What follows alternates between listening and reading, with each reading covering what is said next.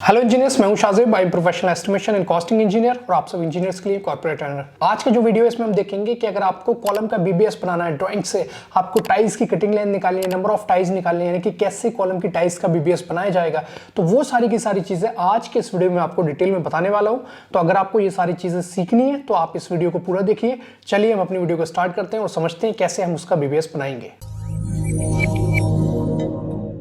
तो चलिए अब यहां पर हम देखेंगे, जैसे कि मान लीजिए अगर आपको C2 कॉलम का कैलकुलेशन करना है तो C2 कॉलम यहां पर आपको स्केड्यूल में दे रखा है। ये आपका जो है 500 बाई 500 का कॉलम है और यहां पर अगर हम इसका सेक्शन देखें तो ये हमें दे रखा है यहां पर सेक्शन।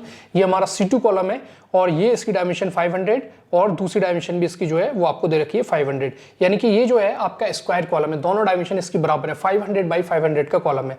अब अगर हम इसमें बात करें टाइल्स की, तो टाइल्स की डिटेल में हमें स्केड्यूल में क्या दे रखा है, यहाँ पर हमें बता रहा है कि इसमें जो है S1 जोन में जो हम टाइल्स लगा रहे हैं, ये आपके S1 जोन की टाइल्स की डिटेल दे रखी है।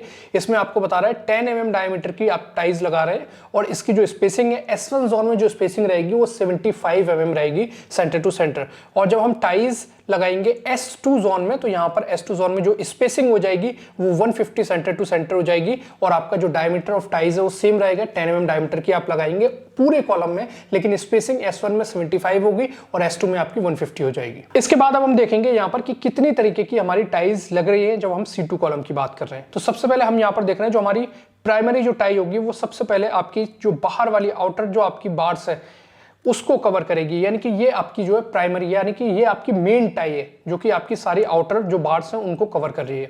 ठीक है, इसके बाद इसमें दो तरीके की और यहाँ पर टाइज लगेंगी और मैं यहाँ पर आपको दिखा रहा हूँ। इसके बाद इसमें एक टाई इस तरीके से लगेगी और इसमें दूसरी टाई जो है वो इस तरीके से लगेगी, यहाँ पर आप देख सकते हैं। तो इस कॉलम में जो है आपकी 3 टाइज लग रही है। ठीक है, एक ही पॉइंट पे 3 टाइज लग रही है, इनकी तीनों की कटिंग लेंथ निकालनी है और फिर इनकी नंबर ऑफ टाइज कैलकुलेट करने हैं। इसके बाद अगर हम इसको साइड में बना के देखें तो यहाँ पर आप देख सकते हैं कि सबसे पहले आपकी जो है वो इस तरीके से लग रही है जो कि आपकी पूरे कॉलम की बार्स को कवर कर रही है। इसके बाद इसमें 2 अंदर लगेंगी, वो 2 अंदर जो है वो इस तरीके से लगेंगी, एक आपकी ऐसे लगेगी और एक आपकी जो है वो इस तरीके से लगेगी, यहाँ पर आप देख सकते हैं।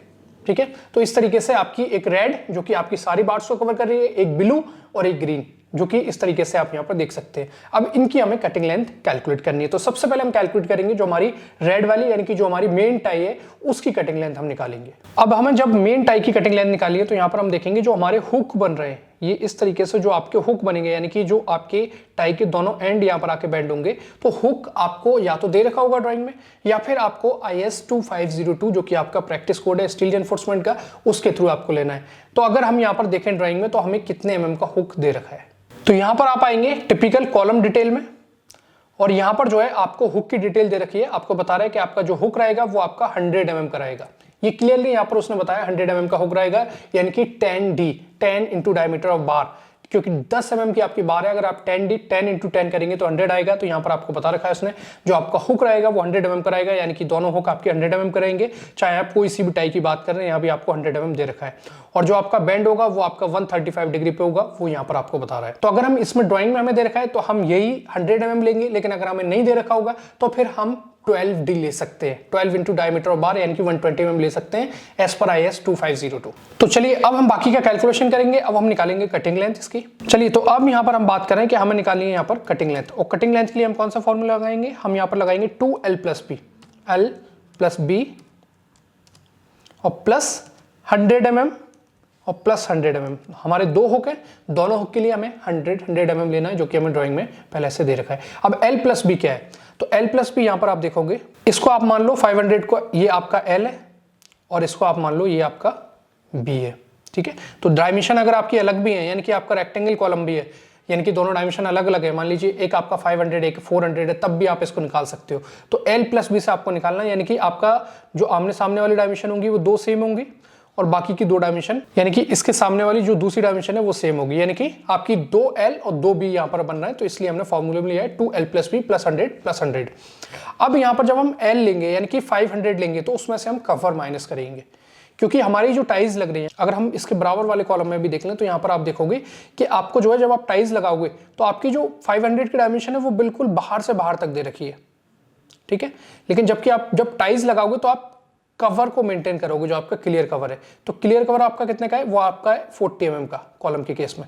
तो 40 mm आपको यहाँ पर माइनस करना पड़ेगा, और 40 mm आपको यहाँ पर माइनस करना पड़ेगा, यानी कि दोनों साइड आपको 40 mm माइनस करना पड़ेगा। और आपको ब्रेथ में भी यानी कि बी में भी यहाँ भी माइनस करना पड़ेगा और आपको यहाँ भी माइनस करना पड़ेगा जब आप टाइज के लिए कॉलम की लेंथ और ब्रेथ ले रहे हो तब। तो हमारा L कितना हो जाएगा, हम यहाँ पर क्या लेंगे 500 और इसमें से हम माइनस करेंगे 40 माइनस 40। हमारा B भी सेम आएगा, यहाँ भी हम लेंगे 500 माइनस 40 माइनस 40।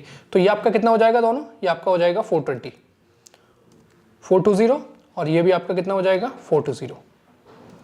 ठीक है, अब हम वैल्यूज को पुट करेंगे फॉर्मूले में और यहाँ पर हम कैलकुलेशन करेंगे। तो यहाँ पर हम 2 ब्रैकेट L प्लस बी यानी कि 420 प्लस 420 ब्रैकेट क्लोज प्लस 100 और प्लस 100 ये हम लेंगे। तो यहाँ पर हमें जो है कटिंग लेंथ इसकी मिल जाएगी। तो ये आपका कितना आएगा, ये आपका आएगा 1880।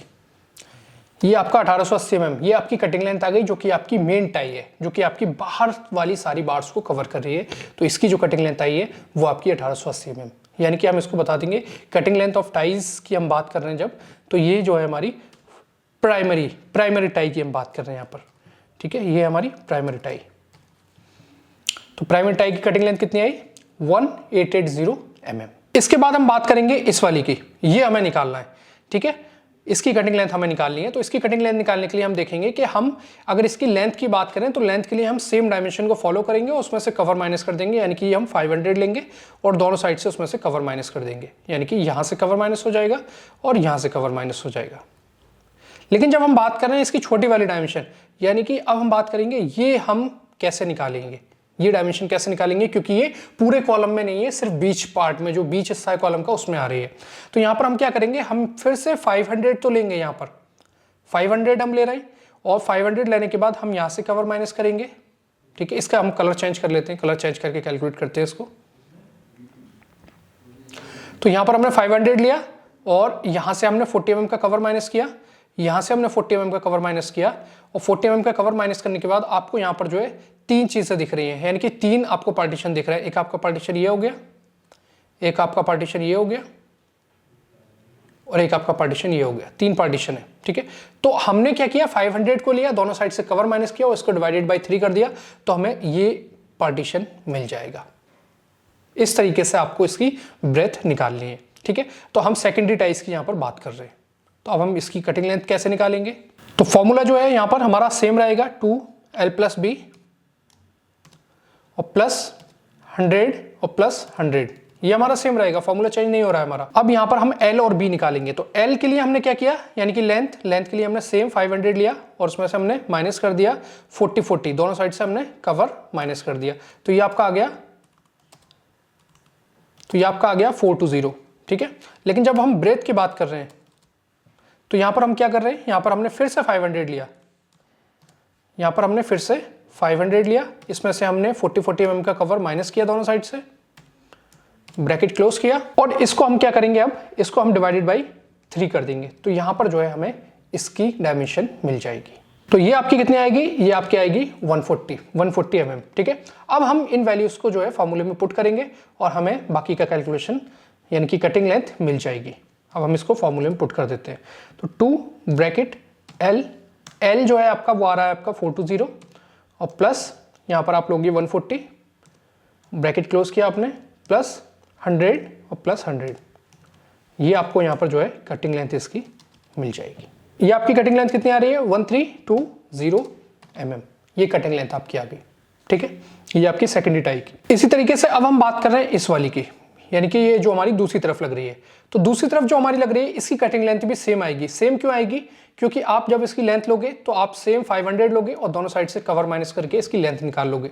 और इसकी चौड़ाई निकालने के लिए आप क्या करोगे, फिर से आप 500 लोगे, यहाँ पर आपने 500 लिया, दोनों साइड से आपने कवर माइनस किया और यहाँ भी जो है आपके 3 पोर्शन बन रहे हैं, एक आपका ये पोर्शन, ठीक है, एक आपका ये पोर्शन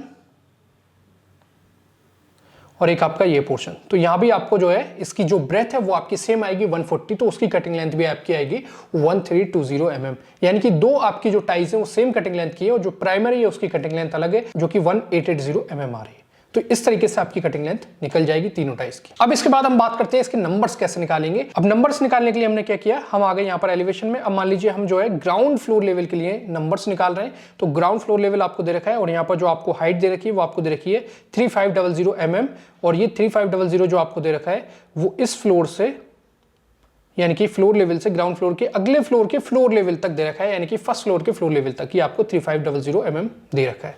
यहां पर आपको जो है इनके नंबर्स निकालना है, ठीक है। अब यहां पर हम देखेंगे कि हमें कितने हाइट तक S1 के अकॉर्डिंग टाइज लगानी है और कितनी हाइट तक आपको S2 के अकॉर्डिंग लगानी है। तो यहां पर आपको देखना है, ये जो आपको डिटेल्स दे रखी है इसमें आपको बता रखा है मिडिल जोन जो है वो आपका S2 जोन है, और मिडिल जोन की डायमेंशन आपको नहीं बता रखी है, लेकिन आपको बता रखा है कि आपका नीचे से यानी कि जहां से ग्राउंड फ्लोर स्टार्ट हो रहा है वहां से 650 mm तक जो आपको टाइज लगानी है वो S1 के अकॉर्डिंगली लगानी है, और ऊपर से भी आपको जो है वो S1 के अकॉर्डिंगली लगानी है। यहां पर आपको दे रखा है, और बाकी बचा हुआ जो है वो आपका S2 जोन है। तो जो आपका S1 जोन है उसमें आपको 75 की स्पेसिंग से लगानी है, और S2 जोन में आपको 150 की स्पेसिंग से लगानी है। तो यहां से आपको नंबर्स मिल जाएंगे। बाकी जो आपका जंक्शन है ये भी आपका जो है S1 जोन में आएगा, इसको आप अलग से कैलकुलेट कर लोगे। और इसके अलावा आपका जो जंक्शन है इसमें भी आपकी S1 के अकॉर्डिंगली लगेंगी, तो ये भी आप यहाँ पर जो है कैलकुलेट करके चलोगे इसको, ठीक है। तो चलिए हम S1 की निकालते हैं पहले कि S1 में हमारी कितनी टाइज आएंगी।